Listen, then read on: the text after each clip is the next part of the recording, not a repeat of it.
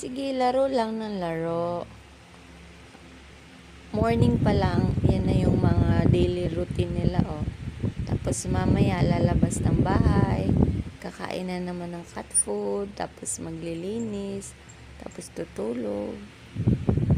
Oo, oo, oo, oo, oo. Napapanot ka na ha, dos, oh, boo. Di ba pala tapos, oh, boo. Ano, higa lang dyan, tres. Sige, sige. Kabang, si Tres, si Kabang. Ayan na, ayan na. Nananahimik yung isa. Oh, boo, boo, boo. Oh, sige. Yan talaga ang buhay ng pusa. Sige, pinagkaisahan ka na. Ang kulit mo daw kasi, Singko.